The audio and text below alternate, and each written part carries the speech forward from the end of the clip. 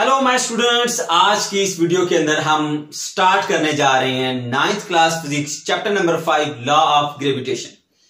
Student, law of gravitation Newton ने पेश किया था। न्यूटन एक दरख्त के नीचे बैठा हुआ था कि अचानक उसके सर में आके ऊपर से एक एप्पल गिरा।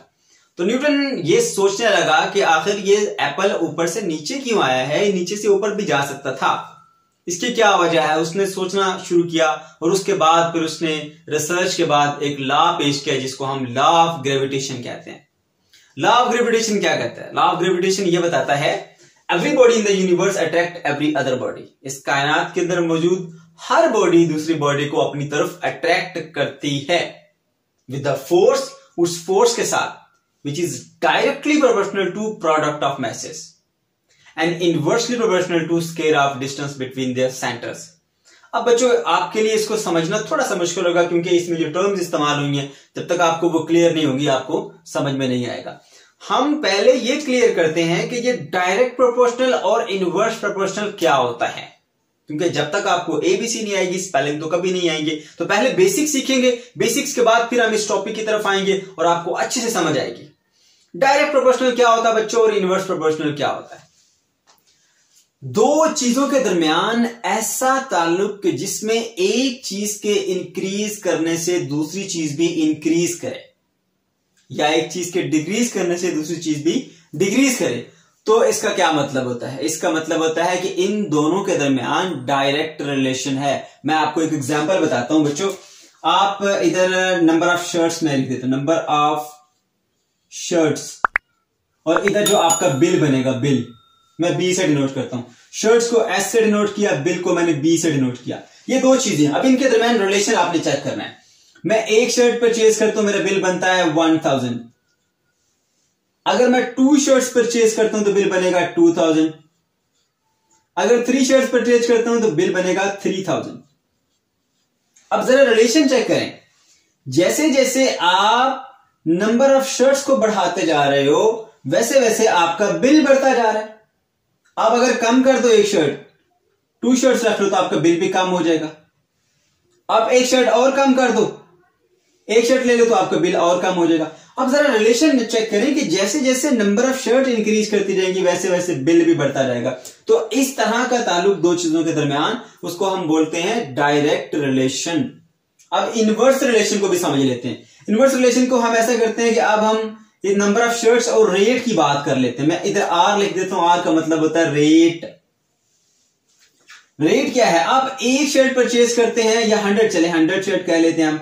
100 शर्ट्स आप परचेज करते हैं तो आपको जो शर्ट का रेट है ना, एक शर्ट, वो मिलेगी 1000 रुपीज के अंदर। ओके, अगर आप 200 शर्ट्स परचेज करते हैं तो फिर उसका जो रेट होगा शर्ट का वो 800 नहीं बल्कि आपको कहा जाएगा कि आपको 950 रुपीज की एक शर्ट पड़ेगी। अच्छा, अब आप कहते हैं मैं 300 शर्ट परचेज करता हूं तो आप वो कहेगा आपको 900 पर शर्ट मिल जाएगी अगर आप 300 शर्ट परचेज करते हैं तो। अब जरा रिलेशन चेक करें। जैसे जैसे आप क्वांटिटी बढ़ाते जा रहे हैं, नंबर ऑफ शर्ट को इंक्रीज करते जा रहे हैं, जो रेट है वो डिक्रीज हो रहा है। रेट पहले 1000 था, फिर 950 हुआ, फिर 900। एक चीज के इंक्रीज करने से दूसरी चीज डिक्रीज कर रही है। तो दो चीजों के दरमियान ऐसा ताल्लुक कि जिसमें एक चीज के बढ़ाने से दूसरी चीज कम हो जाए, इसको बोलते हैं हम इनवर्स रिलेशन। तो बच्चों, ये बात आपके माइंड में क्लियर हो जानी चाहिए। What is direct proportional? दो चीजों के दरमियान ऐसा ताल्लुक कि जिसमें एक चीज के बढ़ाने से दूसरी चीज भी बढ़ जाए। और इनवर्स रिलेशन क्या होता है? दो चीजों के दरमियान ऐसा ताल्लुक कि जिसमें एक चीज के इंक्रीज करने से दूसरी चीज डिक्रीज हो जाए, और एक के डिक्रीज करने से दूसरी चीज इंक्रीज हो जाए। तो ये होगा हमारे पास डायरेक्ट रिलेशन और इनवर्स रिलेशन। ओके, अब हम बढ़ते हैं अपने इस लॉ ऑफ ग्रेविटेशन की तरफ। ये हमारे पास डायग्राम है। न्यूटन ने कहा कि हर बॉडी दूसरी बॉडी को अट्रैक्ट करती है। ये दो बॉडीज है, एक M1 मैस है, एक M2 मैस है। ओके, ये उसको अट्रैक्ट कर रही है, ये इसको अट्रैक्ट कर रही है। इनके दरमियान जो इनके सेंटर के दरमियान डिस्टेंस है वो d है। न्यूटन की पहली बात क्या है? Every body in the universe attract every other body. Her body दूसरी बॉडी को अट्रैक्ट करती है, मान लिया, ठीक है, अट्रैक्ट करती है। दूसरी बात, कितनी फोर्स के साथ अट्रैक्ट करती है?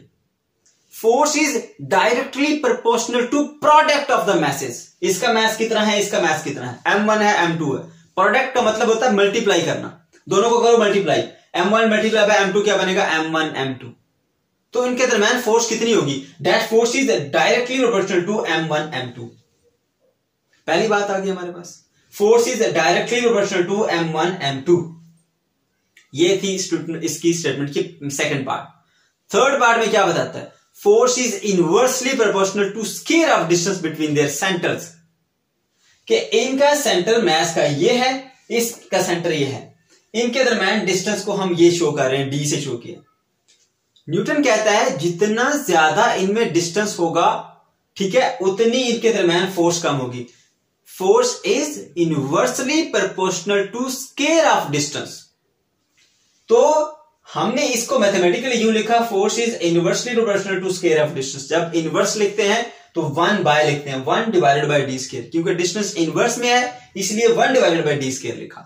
ओके, तो distance is inversely proportional to force. अब इसका मतलब क्या है, इनवर्स का मतलब होता है एक चीज बढ़ाओगे दूसरी चीज कम हो जाएगी, यानी डिस्टेंस बढ़ाओगे तो फोर्स कम हो जाएगी, डिस्टेंस कम करोगे तो फोर्स बढ़ जाएगी। ये मतलब होता है इनवर्स प्रोपोर्शनल का।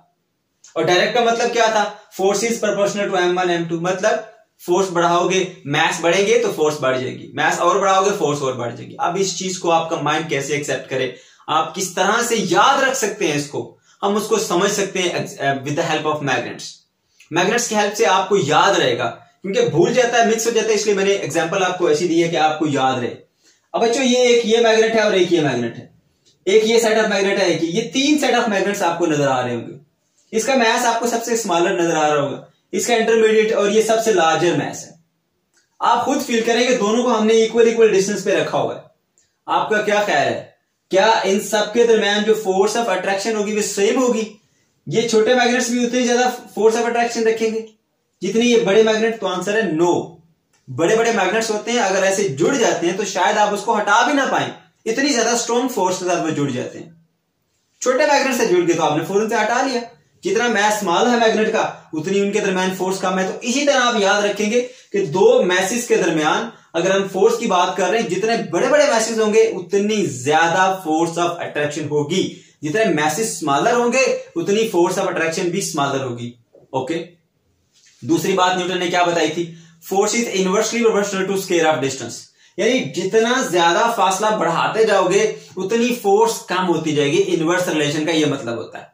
अब बच्चों हम ऐसा करते हैं, मैग्नेट सेम ले लेते हैं, पहले उनको डिस्टेंस d1 पर रखा, ठीक है, ये बहुत ज्यादा, बल्कि हम चलो d3 से स्टार्ट करते हैं। एक मैग्नेट आपने यहां रखा, एक आपने यहां रखा, इनको फासला, इनमें d3 का डिस्टेंस है, बहुत वीक फोर्स है इनके दरमियान, फोर्स ऑफ अट्रैक्शन बहुत वीक है, फासला ज्यादा है। आपने क्या किया, फासला थोड़ा कम कर दिया, कम डिस्टेंस पे आ गए d2 पे, तो अब इनके दरमियान थोड़ी सी फोर्स ज्यादा हो गई। आपने क्या किया, डिस्टेंस और कम करके d1 पे कर दिया, तो डिस्टेंस कम करने से फोर्स बढ़ रही है। नोट करें, डिस्टेंस ज्यादा था तो फोर्स कम थी, डिस्टेंस कम किया फोर्स बढ़ रही है, डिस्टेंस कम कर रहे हैं फोर्स इंक्रीज कर रही है। तो दो चीजों के दरमियान ऐसा ताल्लुक कि जिसमें एक चीज के कम करने से दूसरी चीज बढ़ जाए, तो इसका मतलब होता है उनमें इनवर्स रिलेशन है।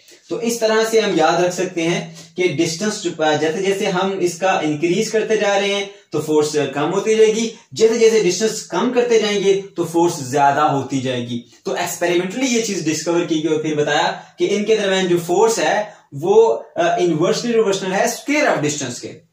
ओके, इस तरह से हमने ये दो स्टेटमेंट लिख ली, force is proportional to m1 m2 and force is inversely proportional to 1/d square. तो बच्चों इन दोनों को कंबाइन करेंगे, combining equation number 1 and equation number 2, हमें क्या मिलेगा, दोनों सेम है, एक बार लिख लिया, प्रोपोर्शनैलिटी का साइन सेम है, एक बार लिख लिया, इन दोनों को मिलाकर लिखा m1 m2/d square.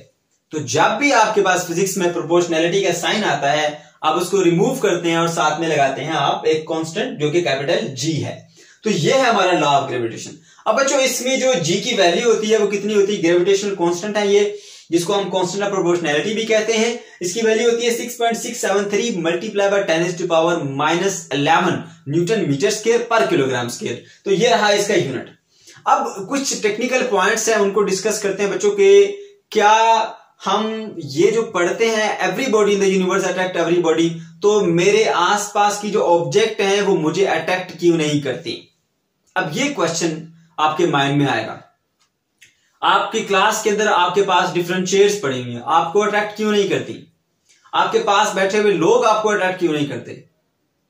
1 metre 2 metre की दूरी पर बैठा शख्स आपको क्यों अट्रैक्ट नहीं कर रहा? तो इन सब क्वेश्चंस का आंसर अब आपको बताता हूं।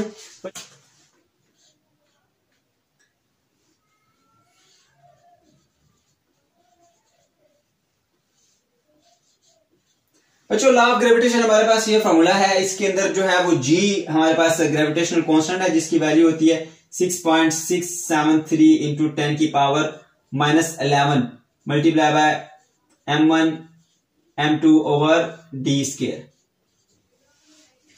तो क्वेश्चन यह है कि हम आसपास की चीजों को फील क्यों नहीं कर पाते। बच्चों याद रखिए कि एक स्मॉलर नंबर को जब आप किसी दूसरे नंबर से मल्टीप्लाई करेंगे तो वो उसको डिक्रीज कर देगा। लेट्स सपोज हमारे पास एक नंबर है 100, मैं इसको मल्टीप्लाई कर देता हूं 0.25 से। 0.25 एक स्मॉलर नंबर है, तो मल्टीप्लाई करने के बाद क्या रिजल्ट देगा? हमें 25 देगा। तो इस स्मॉलर नंबर ने जब इससे मल्टीप्लाई हुआ तो इसको और स्मॉल कर दिया। ये कंसेप्ट याद रखना है। यहां पर जो जी की वैल्यू है वो बहुत स्मॉलर है, 10⁻11 आप देख सकते हैं, 10⁻−11 very very small number. Okay, अब ये दो मैसेज, जो एक मेरा मैथ है और एक कोई और ऑब्जेक्ट है उसका मैथ है, हम दोनों का मैथ ऑलरेडी बहुत स्मॉल है, ऑलरेडी बहुत स्मॉलर है। उसके बाद जब उसको जी से मल्टीप्लाई करेंगे तो वो और स्मॉल हो जाएगा, इतना स्मॉल हो जाएगा कि आप उसको फील नहीं कर पाएंगे। तो अगर हम बात करते हैं फिर अर्थ चीजों को क्यों अट्रैक्ट करती है, तो अर्थ का मैथ हमारे मैथ के मुकाबले में बहुत बड़ा मैथ है। अगर उसके साथ कोई ऑब्जेक्ट का मैथ मल्टीप्लाई कर लें तो उसका आंसर एक बड़ा नंबर मिलता है, और उसको अगर हम इस ग्रेविटेशनल कांस्टेंट से मल्टीप्लाई कर भी दें फिर भी कुछ ना कुछ हमें आंसर ऐसा मिल जाता है कि हम उस फोर्स को फील कर पाते हैं। लेकिन हमारे ऑब्जेक्ट में मेरा और किसी और का जो मैथ है, चेयर का मैथ है, ऑलरेडी बहुत स्मॉल है, जी से मल्टीप्लाई होकर और स्मॉल हो जाएगा, तो इसलिए हम उसको फील नहीं कर पाते।